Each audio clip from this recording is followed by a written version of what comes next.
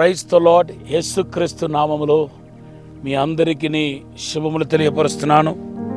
మీరు క్షేమంగా ఉంటారని, దేవుని కృపలో నానాటికి బలపడతారని నేను నమ్ముచున్నాను. మీకు వచ్చే పోరాటం మీది కాదు, మీకు వచ్చే కష్టం మీది కాదు, మీరు పడే ప్రయాస వృధా కాదు.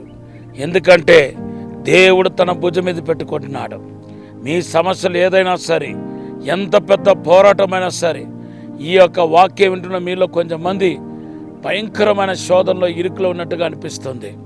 నేను ప్రవచిస్తున్నాను, నిశ్చయముగా త్వరగా మీకు విడుదల కలగబోతున్నాయి. పరిశుద్ధాత్మ తండ్రి మీకు విరోధంగా లేచిన శక్తులను, అంధకార శక్తులను, మానవ శక్తులను తరిమి కొట్టబోతున్నాడు. పరిపూర్ణమైన విడుదల మీకు కలగబోతుంది అని పరిశుద్ధాత్మ దేవుడు చెప్తున్నాడు. దేవుని బిడ్డలారా, మీలో చాలామందికి దేవుడు నన్ను చేయబడి చేస్తాడేమో అని అనిపిస్తుంది. కొన్ని పోరాటం, కొన్ని శోధన, అనుకోని రీతిగా మీరు ఎదుర్కొంటున్న దెబ్బల మీద దెబ్బలు, నిందలు, అవమానాలు, నమ్మిన వారే మిమ్మల్ని మోసం చేయటం, నేను ఇంత నీతిగా నడిచినా, ఎంత భక్తులు ఎదిగినా ఎందుకు నా మీద ఇట్లా నేరాలు మోపుతున్నారు, ఎందుకు నిందలు మోపుతున్నారు, నేనంటే ప్రభుకి ఇష్టం లేదు, అందుకొరకు ఇవన్నింటిని అనుమతిస్తున్నాడు, దేవుడు నన్ను చేయబడి చేస్తారని కొంచెంమంది అనుకుంటున్నారు.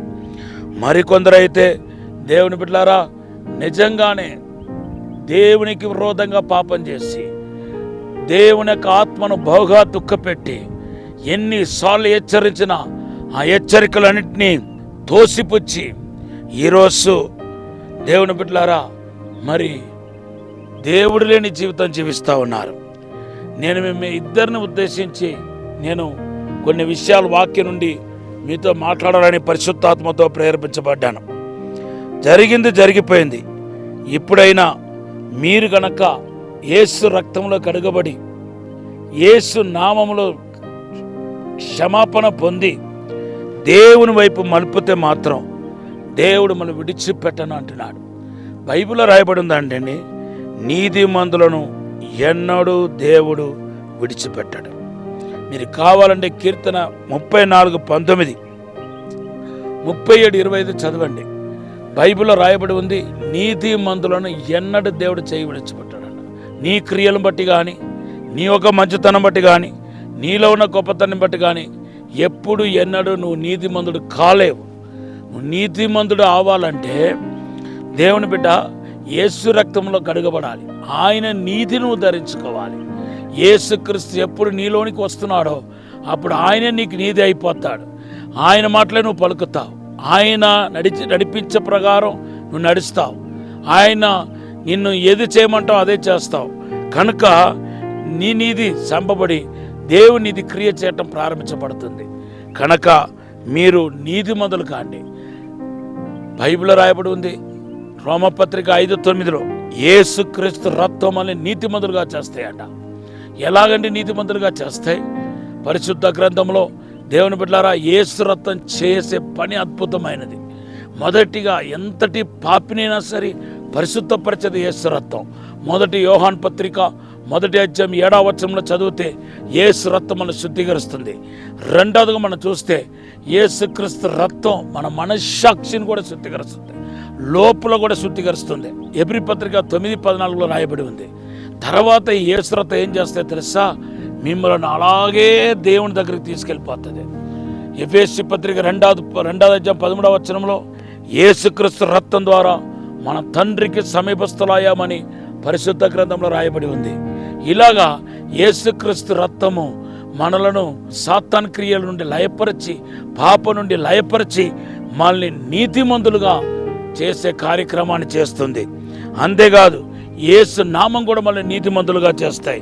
అందుకొరికే 1 కొరింథీ పత్రికలో రాయబడి ఉంది, యేసుక్రీస్తు రక్తం చేత మనం కొనబడిన వారమంట. 1 కొరింథీ పత్రిక 6వ అధ్యాయం 19-20లో రాయబడి ఉంది.